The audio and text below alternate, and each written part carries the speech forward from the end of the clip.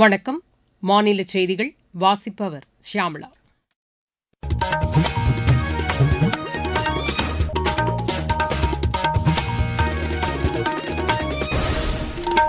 தலைப்புச் செய்திகள். மத்திய பட்ஜெட்டில் தமிழகத்திற்கான திட்டங்கள் இடம்பெறவில்லை என்ற திமுகவின் குற்றச்சாட்டை நிதியமைச்சர் திருமதி நிர்மலா சீதாராமன் திட்டவட்டமாக நிராகரித்துள்ளார். தமிழகத்தில் ரயில் கட்டமைப்பு வசதிகளை மேம்படுத்துவதில் மத்திய அரசு உறுதியுடன் உள்ளதாக ரயில்வே அமைச்சர் திரு அஸ்வினி வைஷ்ணவ் கூறியுள்ளார். மாநிலம் முழுவதும் 4000 கோடி ரூபாய் செலவில் கிராம சாலைகள் மேம்படுத்தப்பட்டு வருவதாக தமிழக அரசு தெரிவித்துள்ளது. ஊராட்சி செயலாளர்களின் நலன்களை பாதுகாக்க திமுக அரசு தவறிவிட்டதாக பிஜேபி குற்றம் சாட்டியுள்ளது. ஆசிய துப்பாக்கிச் சுடும் சாம்பியன் போட்டியில் இந்தியா இன்று 1 வெள்ளி 1 வெண்கலப் பதக்கம் வென்றது. இனி விரிவான செய்திகள்.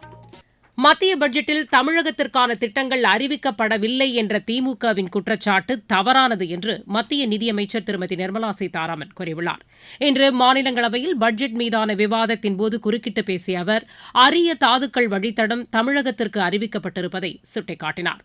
மாவட்டந்தோறும் மகளிர் விடுதிகள் என்ற திட்டத்தின் கீழ் தமிழகம் பயனடையாதா என்றும் அவர் கேள்வி எழுப்பினார். மீனவர்கள் நலனுக்காக அறிவிக்கப்பட்ட திட்டங்கள் குறித்தும் அவர் எடுத்துரைத்தார். தென்னை ஊக்குவிப்பு திட்டத்தின் கீழ் தமிழக விவசாயிகள் பயனடைய மாட்டார்களா என்றும் அவர் வினவினார்.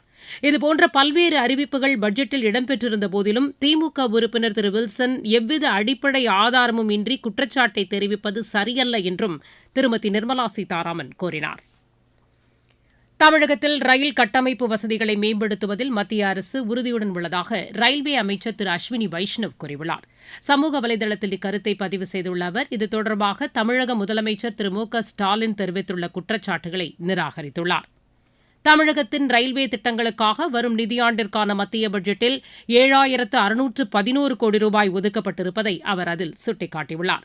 இது மத்தியில் திமுக காங்கிரஸ் கூட்டணி அரசு ஆட்சி வகித்தபோது செய்யப்பட்ட ஒதுக்கீட்டை விட 11 மடங்கு அதிகமாகும் என்றும் அமைச்சர் தெரிவித்துள்ளார். திட்டங்களை விரைவாக நிறைவேற்றுவதற்கு மாநில அரசின் ஒத்துழைப்பு அவசியமாகிறது என்றும் திரு அஸ்வினி வைஷ்ணவ் கூறியுள்ளார். தமிழகத்தில் நீண்ட காலமாக கட்டப்படாமல் இருந்த 1100 தரைப்பாலங்கள் மேம்பாலங்களாக உயர்த்தி கட்டப்பட்டுள்ளதாக பொதுப்பணித்துறை அமைச்சர் திரு ஏவ வேலு கூறியுள்ளார். வேலூர் மாவட்டம் பெருமுகை பகுதியில் கட்டப்பட்டு வரும் அரசினர் விடுதிப் பணிகளை இன்று ஆய்வு செய்த பின்னர் செய்தியாளர்களிடம் அவர் பேசினார். மாநிலம் முழுவதும் கிராம சாலைகள் மேம்பாட்டு திட்டத்தின் கீழ் 4000 கோடி ரூபாய் செலவில் பணிகள் நடைபெற்று வருவதாகவும் அமைச்சர் கூறினார். நெல் உற்பத்தியில் இதுவரை இல்லாத அளவு சாதனையை திமுக அரசு செய்துள்ளதாக மாநில அமைச்சர் திரு கோவி செழியன் கூறியுள்ளார். இன்று தஞ்சாவூரில் செய்தியாளர்களிடம் பேசிய அவர், நெல் உற்பத்தியில் தஞ்சை மாவட்டம் சாதனை படைத்திருப்பதாகவும் தெரிவித்தார். ஊராட்சி செயலாளர்களின் நலன்களை பாதுகாக்க திமுக அரசு தவறிவிட்டதாக பிஜேபி மாநில தலைவர் திரு நயினார் நாகேந்திரன் குற்றம் சாட்டியுள்ளார். சமூக வலைதளத்தில் இது தொடர்பாக அவர் வெளியிட்டுள்ள அறிக்கையில், முறையான ஓய்வூதியம் வழங்க வேண்டும் என்பன உள்ளிட்ட கோரிக்கைகளை முன்வைத்து ஊராட்சி செயலாளர்கள் போராடி வருவதை சுட்டிக்காட்டியுள்ளார். கோரிக்கைகளை நிறைவேற்றாமல் அவர்களை கைது செய்வது, பணியிட மாற்றம் செய்வது, பணியிடை நீக்கம் செய்வது போன்ற பாசிச நடவடிக்கைகளில் திமுக அரசு ஈடுபடுவது கண்டனத்திற்குரியது என்றும் அவர் அதில் குறிப்பிட்டுள்ளார். கிராம சபை கூட்டம் நடத்தப்படாமலும் உள்ளாட்சித் தேர்தல் நடத்தப்படாமலும் சீரழிந்து வரும் ஊரக நிர்வாகத்தை மேலும் சிதைக்கும் வண்ணம் ஊராட்சி செயலாளர்களின் நலனையும் திமுக அரசு புறக்கணிப்பது நியாயமா என்றும் திரு நயினார் நாகேந்திரன் வினவியுள்ளார். பொதுத்துறை நிறுவனங்களால் அதிக இழப்பை சந்தித்த 3 மாநிலங்களில் தமிழகம் இடம்பெற்றுள்ளதாக பாமக தலைவர் டாக்டர் அன்புமணி ராமதாஸ் கூறியுள்ளார். இது தொடர்பாக இன்று அவர் வெளியிட்டுள்ள அறிக்கையில், 16வது நிதி ஆணையத்தின் முதன்மை அறிக்கையில் இது தெரிவிக்கப்பட்டுள்ளதாக குறிப்பிட்டுள்ளார். தமிழகத்தில் உள்ள 102 பொதுத்துறை நிறுவனங்களில் 35 நிறுவனங்கள் நஷ்டத்தில் இயங்கி வருவதாக அவர் கூறியுள்ளார். மின்சார வாரியத்தின் இழப்பு தொடர்ந்து அதிகரித்து வருவதாகவும் அவர் தெரிவித்துள்ளார். ஒரே ஆண்டில் 26,867 கோடி ரூபாய் அளவிற்கு அரசு மானியம் அளித்தும் 16,048 கோடி ரூபாய் அளவிற்கு இழப்பு ஏற்பட்டிருப்பதாகவும் அவர் கூறியுள்ளார். திமுக அரசின் ஊழல்கள் மற்றும் நிர்வாக சீர்கேடுகள் காரணமாக பொதுத்துறை நிறுவனங்கள் பாதிக்கப்பட்டுள்ளதாகவும் டாக்டர் அன்புமணி ராமதாஸ் அந்த அறிக்கையில் தெரிவித்துள்ளார். நீங்கள் கேட்டுக்கொண்டிருப்பது மாநில செய்தி அறிக்கை. ஊரக வளர்ச்சிக்கான புதிய அத்தியாயம். வளர்ச்சியடைந்த இந்தியாவிற்கான ஊரக வேலைவாய்ப்பு உறுதி மற்றும் வாழ்வாதார சட்டம். இந்த சட்டம் வருடத்திற்கு 125 நாட்கள் வேலையை உறுதி செய்கிறது. இதில் வாரந்தோறும் ஊதியம் வழங்கப்படுவது கட்டாயமாக்கப்பட்டுள்ளது. பணி முடிந்த 15 நாட்களுக்குள் ஊதியம் வழங்குவதை உறுதி செய்வதற்கான அம்சங்களும் இதில் இடம்பெற்றுள்ளன. ஊதியம் காலதாமதமாக வழங்கப்பட்டால் அதற்கான இழப்பீட்டுத் தொகைக்கும் இதில் வகை செய்யப்பட்டுள்ளது. வளர்ச்சியடைந்த இந்தியாவிற்கான பயணத்தில் மோடி அரசு தொடரும் சீர்திருத்த நடவடிக்கைகள். தமிழக அரசின் இடைக்கால நிதிநிலை அறிக்கை சாமானிய மக்களுக்கானதாக இருக்கும் என்று சட்டப்பேரவைத் தலைவர் திரு அப்பாவு கூறியுள்ளார். தூத்துக்குடி விமான நிலையத்தில் செய்தியாளர்களிடம் பேசிய அவர், தமிழக சட்டப்பேரவையில் வரும் 17ஆம் தேதி இடைக்கால நிதிநிலை அறிக்கை தாக்கல் செய்யப்பட உள்ளதை சுட்டிக்காட்டினார். கல்வித்துறையின் வளர்ச்சிக்காக தமிழக அரசு பல்வேறு திட்டங்களை செயல்படுத்தியுள்ளதாகவும் திரு அப்பாவு தெரிவித்தார். சேலம் மாவட்டம் கொங்கணாபுரத்தில் கால்நடை திருவிழா மற்றும் கண்காட்சி இன்று நடைபெற்றது.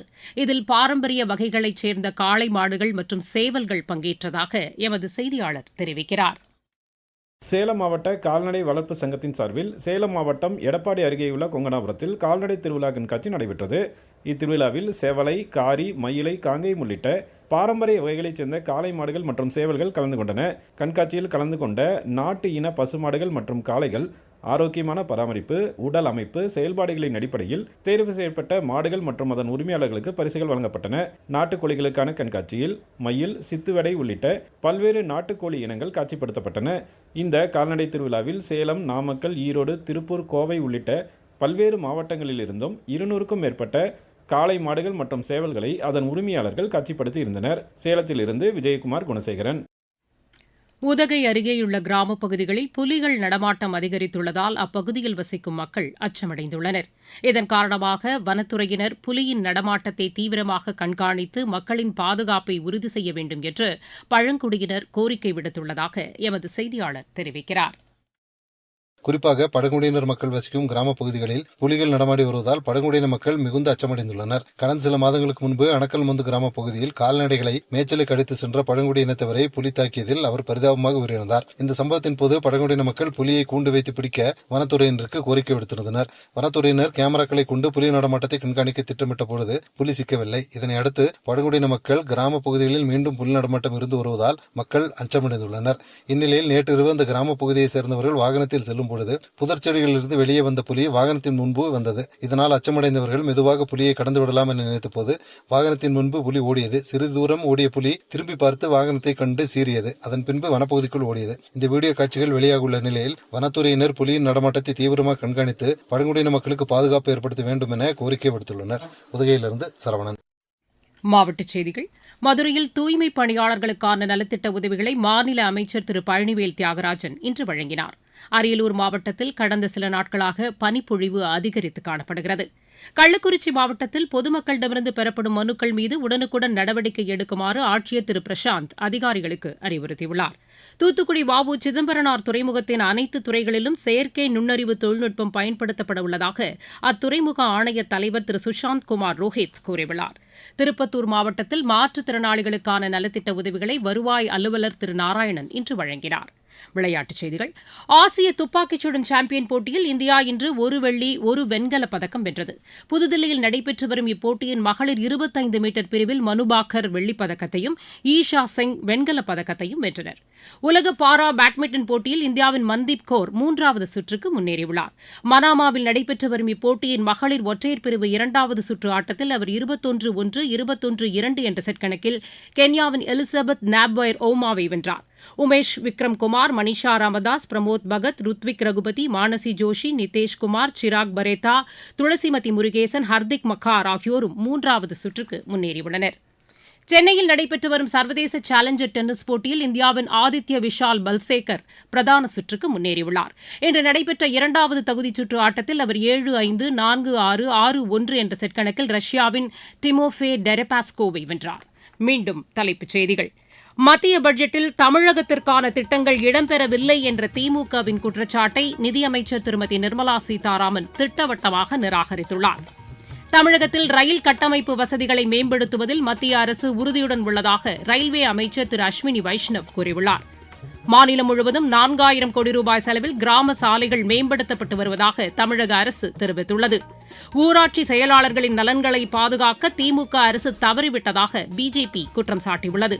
ஆசிய துப்பாக்கிச் சுடும் சாம்பியன் போட்டியில் இந்தியா இன்று 1 வெள்ளி 1 வெண்கலப் பதக்கம் வென்றது. செய்தி அறிக்கை நிறைவு பெற்றது.